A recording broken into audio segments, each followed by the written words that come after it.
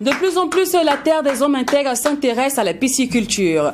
Cependant, est-ce que ce type d'élevage fait sous nos cieux respecte les règles de l'art? Est-ce qu'il respecte toutes les exigences possibles? Que faut-il faire pour vivre et non survivre dans ce secteur? Formation, qualité requise, la vie en somme d'un pisciculteur vous sera racontée par M. Yam Dassis juste après la Lucane Culture Art.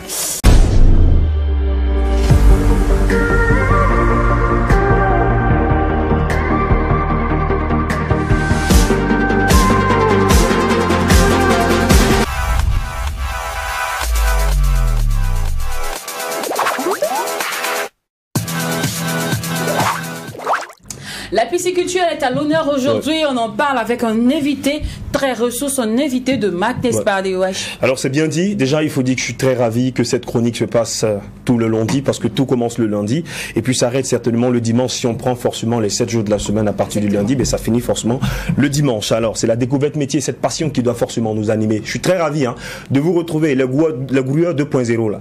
Alors si vous nous suivez présentement, il faut dire que si vous avez soif de travailler, si vous avez soif également d'apprendre, cette chronique également vous donne certainement certaines pistes pour pouvoir évoluer dans votre vie, dans votre chemin. Alors en ce jour, nous partageons avec vous, comme tu l'as dit, le métier d'agent piscicole, l'ouvrier piscicole, c'est comme ça il est appelé, le responsable d'élevage piscicole, le technicien de poisson. Pourquoi je reviens avec cette chronique? Il faut dire, dans notre société, donc dans cette société urbaine là, le poisson est plus consommé déjà que la viande et la volaille.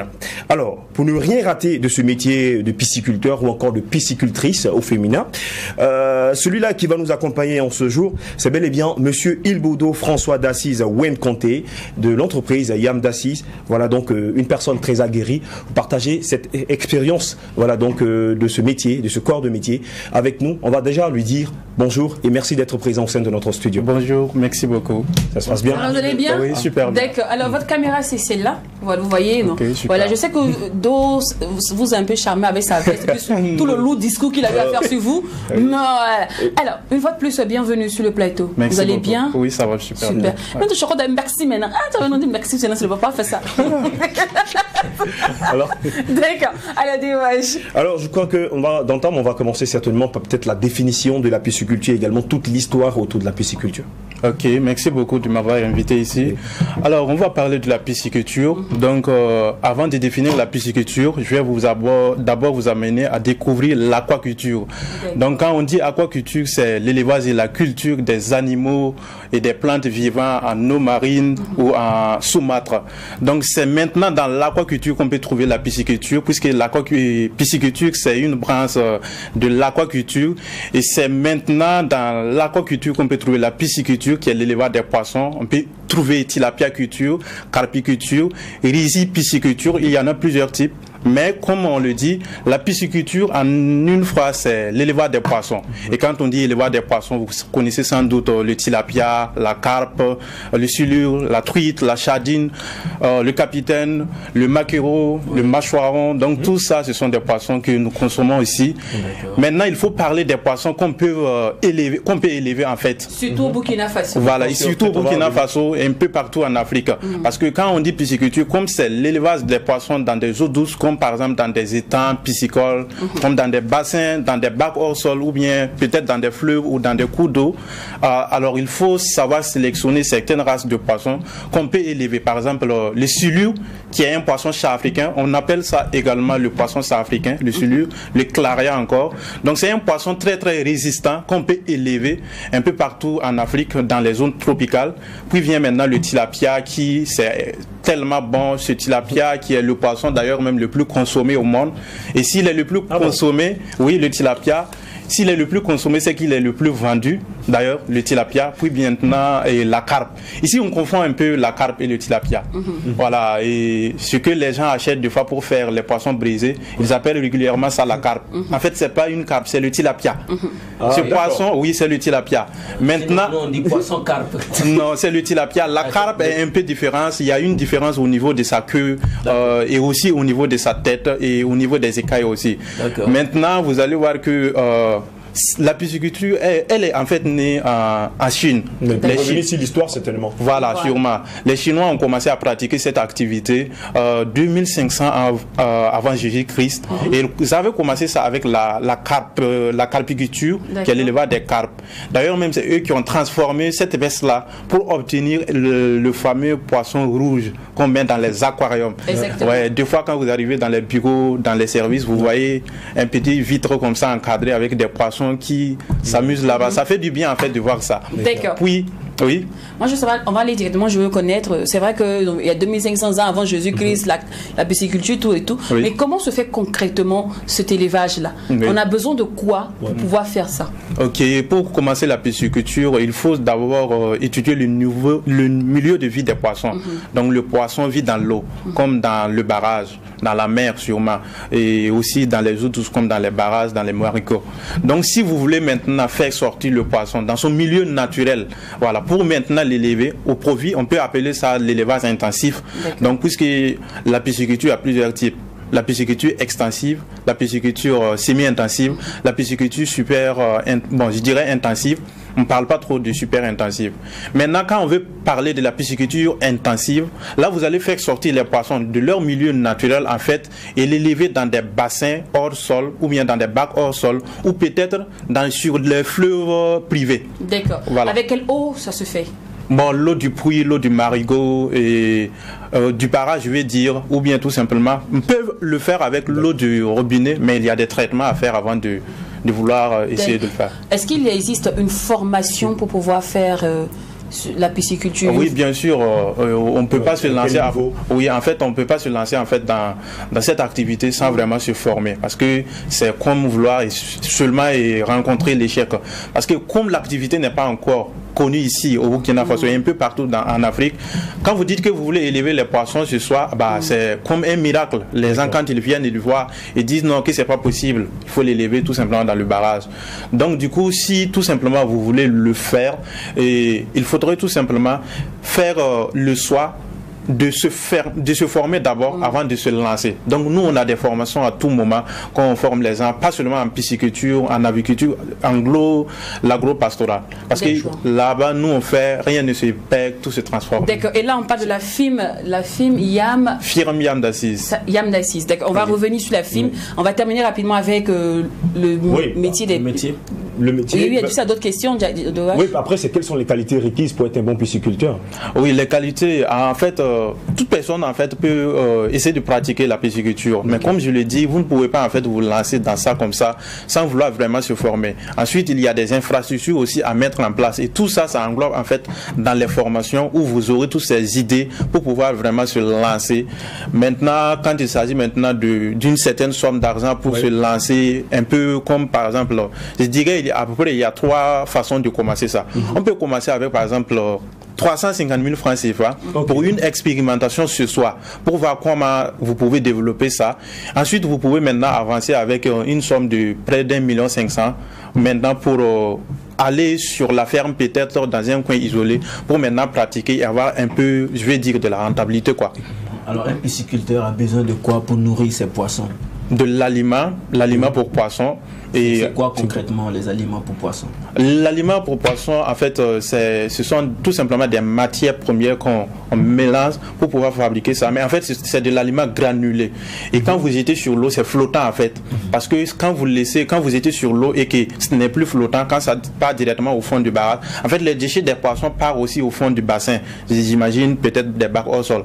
Donc, ça serait un peu compliqué que les poissons rentrent encore avec leurs déchets pour manger ces poissons. Du coup, on fabrique l'aliment pour que quand on jette sur l'eau, ça soit flottant pour que les poissons puissent manger. À base de quoi? Maïs, mil, du riz, farine de poisson, tout de coton, copra, et il y a plusieurs ingrédients. On peut mélanger aussi avec le mil, le son de maïs, tout ça. Mais en fait, ce sont des formules, en fait, je dirais identiques. Bon, je vais dire des formules privées parce que à peu près chaque structure ou bien chaque personne qui décide de le faire a sa formule privée. Alors, quels sont les avantages et les inconvénients d'être un pisciculteur?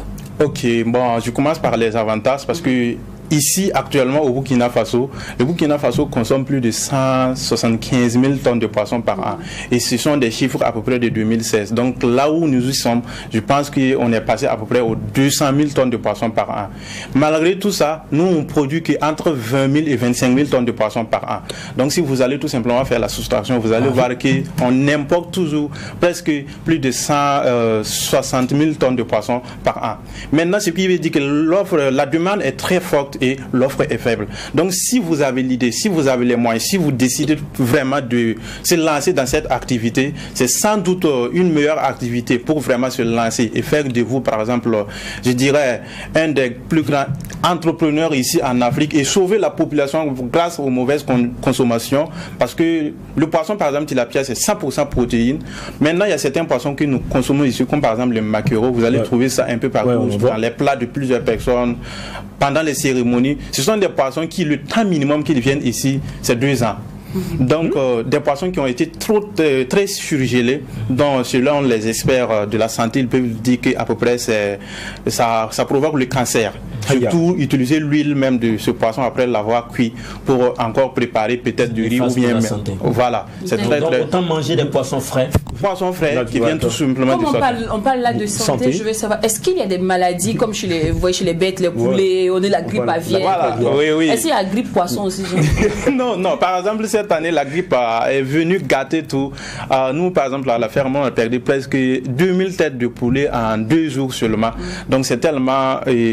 en voyant ça vraiment, vous pouvez avoir une crise cardiaque. Oui, mais on parle des poissons. Oui, c'est les maladies qui sont sur les poissons, il y a des maladies.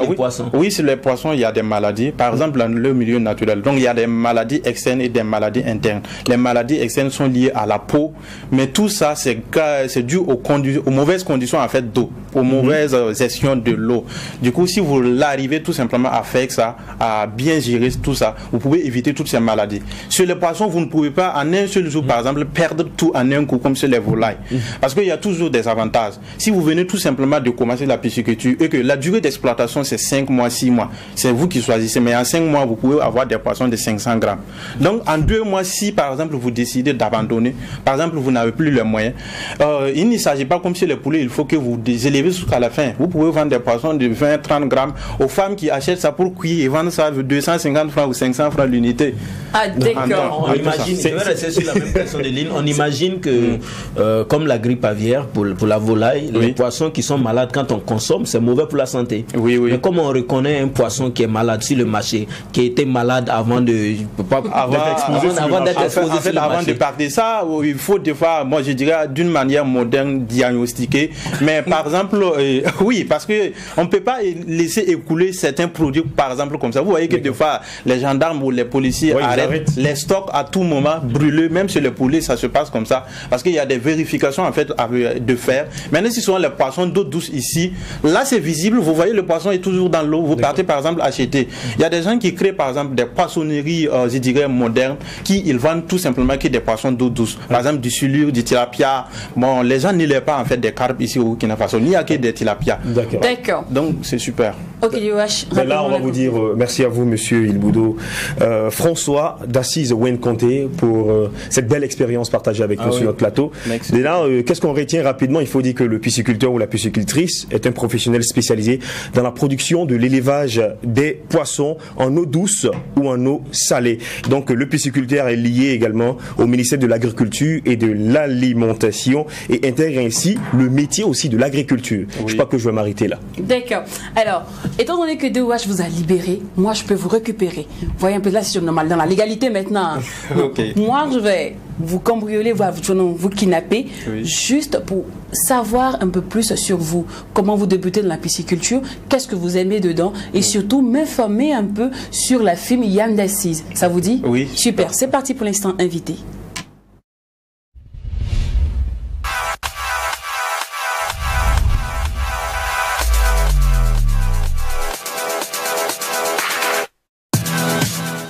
Alors, Yam, la FIMIAM d'Assise, qu'est-ce que c'est? Parce que je sais que vous êtes le boss, c'est ça, non? Oui. Tu as un petit compte déjà pour payer. Donc, FIMIAM d'Assise, avant tout, YAM d'Assise, c'est un surnom. C'est à peu près mon nom comme ça. Maintenant, FIMIAM d'Assise, ça fait référence à mon entreprise. Donc, c'est une entreprise avant tout qui fait du coaching, des conférences, de la motivation et des formations. Maintenant, on investit plus sur l'agro-pastoral, particulièrement la pisciculture, l'aviculture et l'agriculture hors sol. D'accord. Alors, tout à l'heure, tu parlais des formations que vous donnez. Oui. Sur quoi s'accentue cette formation? Ok, nous, par exemple, quand on veut, par exemple, former des gens, par exemple, dans ce domaine, comme je le disais, la pisciculture, l'agriculture hors sol et ce que veut dire l'aviculture. Donc on a des formations à tout moment qu'on offre à des gens par exemple qui veulent se lancer dans cette activité, surtout qu'on parlait de la pisciculture qui est une nouvelle activité qui beaucoup de personnes ne connaissent pas encore ce que c'est et qui veulent vraiment se lancer. Ce week-end passé même on était en formation pour ça, en pisciculture. Et du combien de temps cette formation? Donc des formations de 2 jours, ça ce sont des gens qui veulent avant tout apprendre, savoir ce que c'est que la pisciculture et avant de se lancer. Et des formations de 1 mois, des formations de 2 mois plus stage. Donc qu'il soit en pisciculture, en aviculture, parce qu'on comble à peu près les 3. Vous venez pour une formation en pisciculture, on vous conduit vers l'aviculture et ensuite l'agriculture hors sol, parce que les 3 sont liés. Ah bon, les 3 sont liés. Comment est-ce que les 3 sont liés? Parce qu'après, c'est pas le même domaine. Oui, en fait, si vous allez avant tout commencer par exemple par... je vais commencer par l'aviculture, qui est l'élevage des volailles. Donc s'il arrivait que vous avez des étangs piscicoles qui sont hors sol, comme je ne veux pas dire des bassins ou bien des bacs hors sol, creusés sur terre où vous avez mis à peu près d'eau là-bas, ou bien le coin et l'eau jaillit naturellement. Vous pouvez par exemple utiliser la fiente des volailles pour les nourrir, ou bien s'il arrivait que vous avez des poulets ou des pecs, vous pouvez par exemple les utiliser aussi pour nourrir les silures. Maintenant, et quand on parle de la pisciculture, vous savez que eux ils vivent dans l'eau en fait. Exactement. Donc vous pouvez utiliser l'eau des poissons pour faire ce qu'on appelle l'agriculture hors sol. Et aujourd'hui aussi l'agriculture hors sol ça avance un peu partout parce que en production vous gagnez à peu près beaucoup d'argent. Donc l'eau des poissons est tellement riche que si vous utilisez ça pour arroser vos tomates, vos oignons et un peu partout comme ça, voilà, là vous gagnez encore moins, vous faites moins de dépenses en fait. D'accord. Et combien coûte une formation chez vous? Une formation de 2 jours, par exemple, comme on l'a fait à chaque fin du mois, on a des formations en pisciculture. Donc c'est 25 000 francs CFA. Il y a attestation, documents, suivi, pause café, déjeuner. Ensuite, la visite sur le terrain. Et où est située la FIMIAM d'Assise? À Ouaga 2000, et plus précisément au Festival des Glaces, 4e étage. Et pour la ferme sur la route de Saponé, à IPLC et à Pabré. D'accord. Alors on sait tous déjà que pour être dans ce milieu, il faut avoir un peu d'argent. Le capital, il faut pousser. Donc est-ce que toi tu as reçu un accompagnement, un financement quelconque? Comment tout a commencé? Non, mais c'est ton papa qui t'a financé. Et souvent vous venez, vous dites pas bien, vous faites passer pour des entrepreneurs du pays. Autant vos parents ont l'argent. Vous voulez vous comparer à nous? Non, en fait, tout commence par une idée, par une décision en fait, je veux dire. Voilà, donc là, j'avais juste seulement l'envie de faire parce que actuellement, je ne fréquente plus. Mais quand je fréquentais, je voulais faire à peu près ça, l'aviculture et la pisciculture. Qu'est-ce qui t'a plu dedans? Parce que c'est une activité passionnante et j'ai choisi par exemple ce qui me passionne. Si vous avez un aquarium chez vous à la maison, vous verrez que vraiment élever des poissons, ça fait du plaisir. Tu habites au barrage de Tanguay vers le barrage là, tu habites dans les parages? Non. En fait, je viens de IPLC, mais comme quand on était enfant, on partait dans les différents barrages et tout ça avec la pêche. Et aussi mes parents sont des agriculteurs et un peu de l'élevage, donc j'ai... Mais c'est maintenant que tu viens au truc. Il y a des quand ils viennent sur le plateau ici, ils font les trucs. Attends, c'est pas ça. Maintenant, toi, il t'a fallu au moins combien pour ça pour installer en fait, quand vous demandez si on m'a financé tout ça, en fait, avant de se lancer dans ça n'a pas été facile. J'ai dit à mes parents que je vais abandonner l'école pour avancer tout droit dans ça. Ils m'ont dit, eux, ils ont fait l'agriculture et l'élevage toute leur vie. Ça n'a rien apporté. Comment moi, je vais dire, c'est d'une façon moderne. On m'a dit, ok, il n'y a pas de souci. Mais ils m'ont dit que si c'est comme ça, si c'est ma décision, eux, ce que mon papa veut que moi, il voulait que je devienne un professeur de PS. Parce qu'il y avait un professeur de PS au lycée départemental de Saponné qui avait une voiture Range Rover. Donc, bon, je lui ai dit Highlander. Monsieur Kourago. Ouais. Donc là, il disait que si je deviens professeur de PS, moi aussi je pourrais l'acheter comme ça. Donc, à chaque fois que je veux dire que je vais quitter l'école pour faire ça, ils n'ont pas accepté. Donc, il fallait que je parte à mes propres moyens. C'est là que j'ai abandonné l'école et je me suis foncé droit avec tout simplement 10 000 francs CFA pour photocopier des papiers en fait et vendre un peu partout à Saponné. Ensuite, dans la région du centre-sud en fait. Et là, j'ai collecté à peu près 50 000 francs. Je suis venu commencer avec l'aviculture qui a un peu multiplié. Et là, maintenant, j'ai embrassé la pisciculture grâce à un monsieur. Et là, tout est commencé comme ça. Ouais. Alors, je voudrais, en fait, on est à l'aise pour parler de votre formation, puisqu'on nous dit que vous êtes passé au service commercial. Oui. Alors, quels sont les modules, en fait, pour une formation en pisciculture? En pisciculture, nous, en fait, on commence par les bases fondamentales de la pisciculture, ensuite les différents types de pisciculture. On peut parler également de le choix des étangs, du milieu de vie des poissons, surtout ici au Burkina Faso. Les gens confondent étant en bassin, étant en bac hors sol, les trucs en bâche ça se dégrade à peu près quelques mois. On parle également aussi de la gestion de l'eau, la gestion des fingérants, c'est-à-dire les jeunes poissons, et on parle aussi des maladies des poissons. Et il y en a plusieurs, à peu près 20 modules qu'on comble dans tout ça pour pouvoir faire les formations liées en présentiel. D'accord. Après, il faut dire que nous avons un climat à problème. Moi, j'aimerais savoir quel est le poisson que nous pouvons facilement élever ici au Burkina. Le tilapia, le sulure et la carpe, ces poissons aiment à peu près les températures qui varient entre 20 degrés à 30 degrés. Il faut savoir aussi que quand les températures sont chutées, c'est difficile que les poissons puissent grossir le plus vite possible et pour qu'ils puissent manger. Donc les poissons n'aiment pas la fraîcheur. Trop de fraîcheur. À moins de 20 degrés, c'est pas bon pour les poissons. Pendant décembre, les poissons souffrent dans l'eau. Oui, mais en ce moment, il y a des idées aussi pour que l'eau soit chauffée. Ou bien en pisciculture intensive, il y a des gens qui installent des renouvellements d'eau où l'eau vient chaque heure et le réchauffement d'eau des centrales, des machines en bambou en fait qui filtrent l'eau et à tout moment c'est chauffé. Tellement passionné, est-ce que vous avez le temps d'aller un peu en boîte?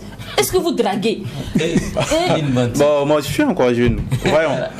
C'est qui est vieux là?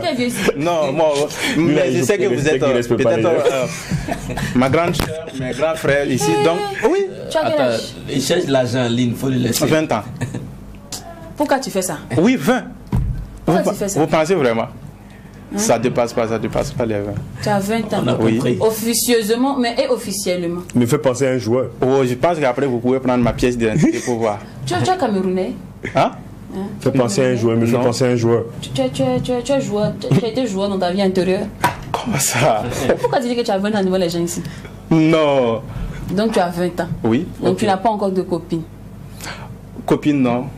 Tu dragues pas aussi les filles? On n'a pas le temps pour ça. Quand on va à peu près atteindre un certain objectif seulement. Donc tu vas pas en boîte, tu vas pas au glacier? Non, en fait, on m'a pas appris ça. Non, tu vas où? Attends. Moi, je vous dis là où on vient là. On n'a pas eu le temps. Quand vous parlez du glacier ou bien partir en boîte et tout ça, mon père a été un homme strict. Bon, tu fais quoi comme loisir de ta vie là? Tout ce que je fais tout simplement, c'est quand je veux m'amuser, je pars tout simplement sur le site. Là où il y a... De l'aviculture, la pisciculture. Oui. Donc tu t'amuses à la poulet, tu sautes. Non, en fait, on a plein de personnes là-bas. J'ai des gens aussi. Et il y a des gens aussi qui travaillent pour moi. Donc, d'accord. Au moment où vous écoutez au moins la musique là-bas au moins. Oui, au niveau de la musique, j'écoute surtout les chansons de Céline Dion. En anglais. Ouais. Non, mais attends, toi tu vas pas au glacier. Non, il a chouement. Toi tu vas pas au glacier. Oui. C'est toi qui vas pas en boîte. C'est toi qui connais Céline Dion. Tu cherches quoi dans Céline Dion? Non, Céline Dion. On n'est pas obligé d'aller en boîte. Oui. C'est amour. C'est amour? Non, Céline Dion ne chante pas seulement l'amour. Elle chante quoi? Non, elle chante pas seulement l'amour. Ah bon? Ouais, Titanic, c'est pas. Bon, c'est vrai, c'est une chanson. Tu vas me retrouver. Tu n'écoutes rien à part Céline Dion. Non, j'écoute plein de musique. Diamond Plasmon en anglais. J'aime les chansons en anglais. Oui. Ça m'aide aussi à apprendre l'anglais. Donc tu n'écoutes pas nos musiques commerciales ici là? Oui, ici j'écoute beaucoup de musique. Quoi, par exemple, Kaya Oto, Nistania? Oui, Kaya Oto, au moins lui il a une référence.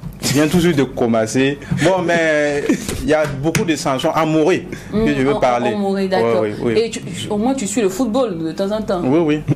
Oui, je suis le football. Tu es quoi, Lionel Messi, Ronaldo, Baba Youre, Non, avec moi, avec le foot, c'est pas trop le sérieux comme ça. Et tu devais être prête.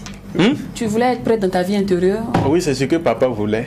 En fait, faut expliquer les choses comme ça souvent. Ouais, donc, on peut être prof d'EPS, c'est-à-dire il a voulu que tu sois prête. Avant tout, oui. Avant tout. Moi, j'ai été dans la vocation à l'église catholique. Il y a ce qu'on appelle les vocations. Ceux qui veulent les séminaristes, là. Oui, oui. S'engager d'abord pour ça. Mais j'étais petit, quoi. Après que je me suis rendu compte qu'un prêtre ne se marie pas, ou bien. Donc, c'est là qu'il a commencé à écouter. C'est à ce moment il a commencé à écouter Céline Dion. Pour avoir les sons, les dons. Non, tu veux avoir des enfants, les TAP. tu veux te marier. Non, tu as dit que le prêtre se marie pas, tu as vu que c'est pas ta vocation. En fait, moi je ne suis pas né pour réaliser, bon, je dirais à peu près tout. On n'est pas né pour réaliser les rêves que nos papas ou bien nos parents n'ont pas pu réaliser. Ok.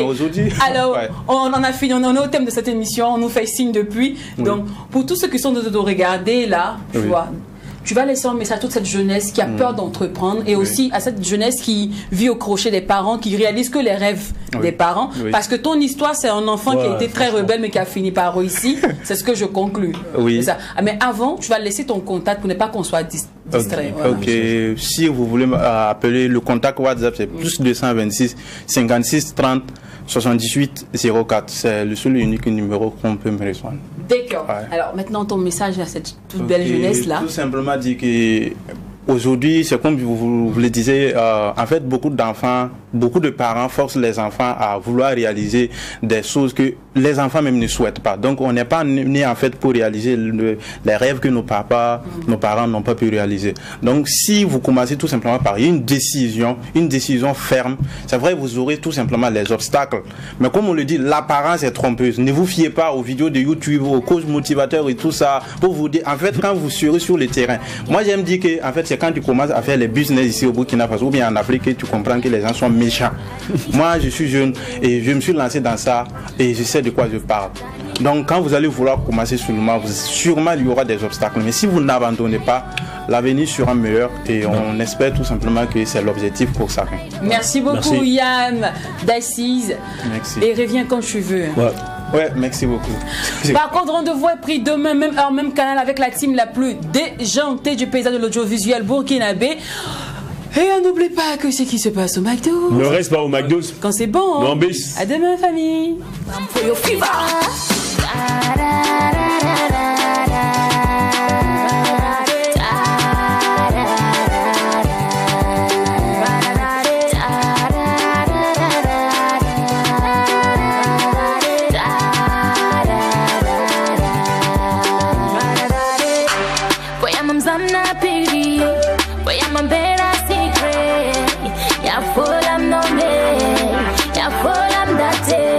When I say